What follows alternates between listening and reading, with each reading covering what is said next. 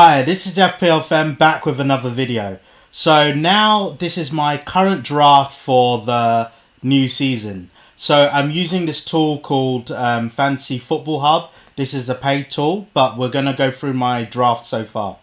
So I've got Sells in goal. He is a top goalkeeper.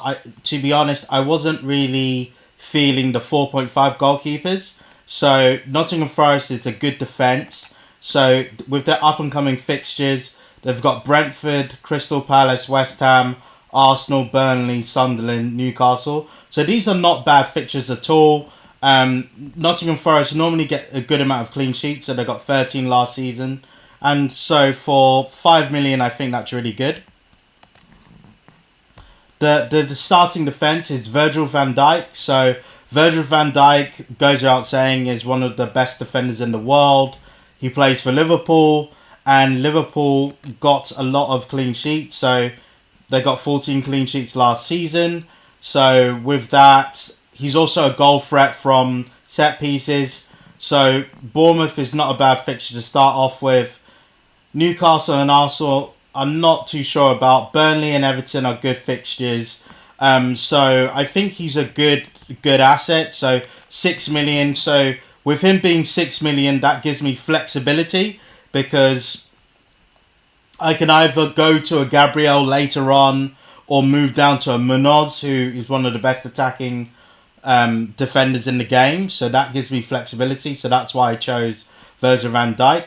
The next defender is Van der Ven. So Van der Ven plays for Spurs. So I do believe Thomas Frank is going to shore up the Spurs defence. I think Burnley is a lovely fixture to start off with.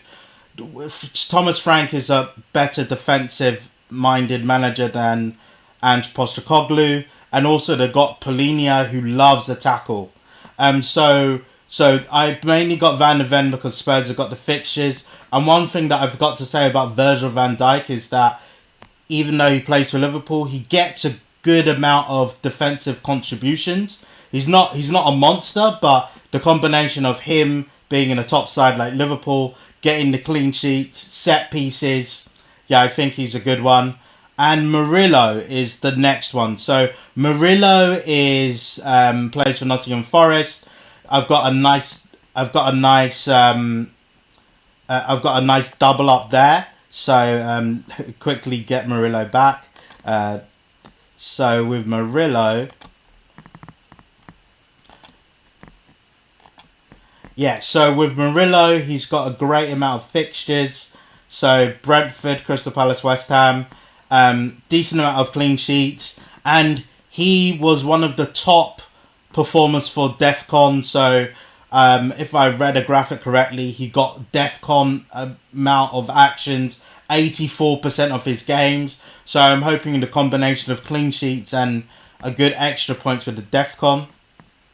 So we move into the bench. So Diouf is my other defender. So Diouf has been quite attacking as a left wing back for West Ham. A new signing, but he has his crosses, so that has been really good. Esteve is the next one. So he plays for Burnley, starts. Miley is the 4.5. But I'll quickly change that. So, to be honest, there's not many 4.5s that start. So, I might change him to a Josh King of Fulham. So, what I've decided with in the midfield is Salah. So, Salah, best player in FPL by a mile. He is definitely going to be captain against Bournemouth at the start of the season. I've got Palmer in. So, with Salah, it makes it a double up for Liverpool, which is quite good to climb up ranks. Palmer, I think, is everything goes through him for Chelsea. So he's a definite lock for me.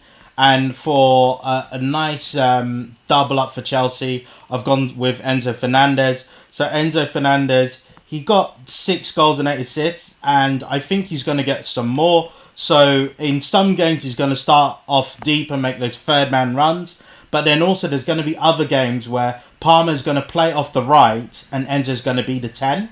So that is the reason why I picked him.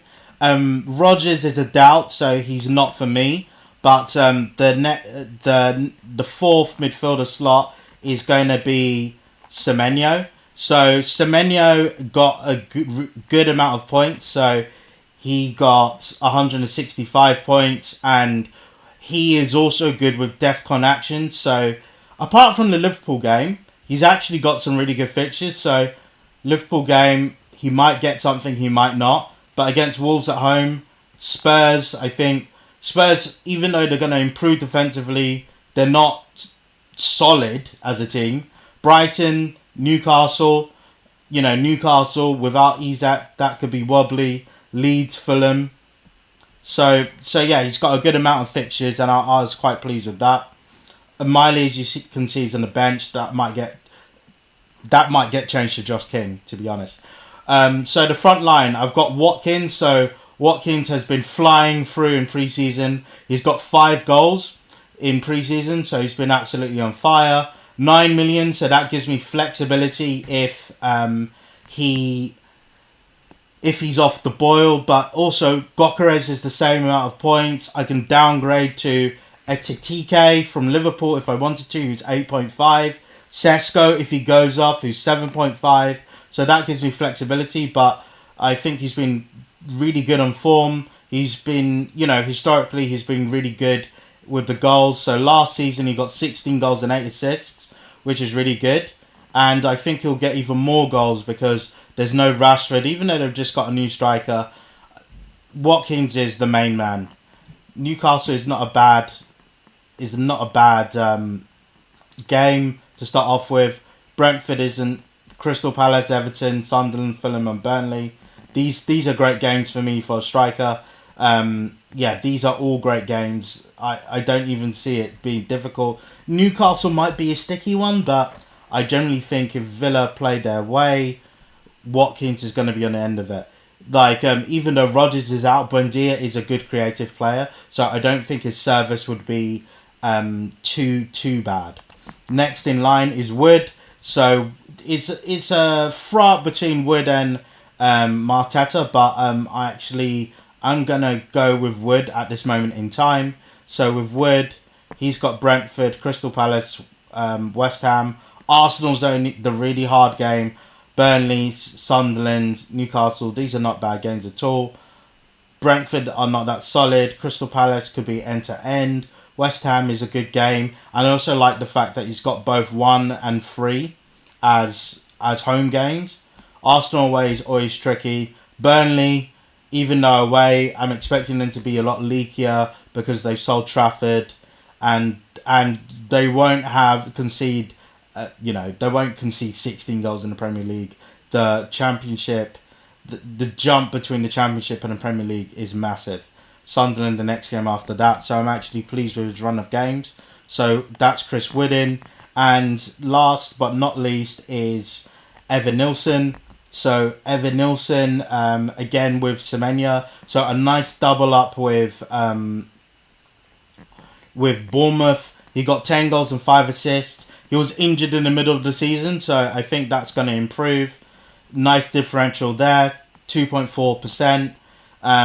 Liverpool, hard game, but Wolves, Spurs, Brighton, Newcastle, Leeds. I think this is a good game. And then also because of his 7 mil price tag, I think I can downgrade to a 6.5. So someone like Larson is quite good, but Larson, I think I'll wait until later on if I'm going to make the move from Evan Nilsson to Larson, because Strand Larson hasn't been in form for the in pre-season. I think he started all 4 games and hasn't scored.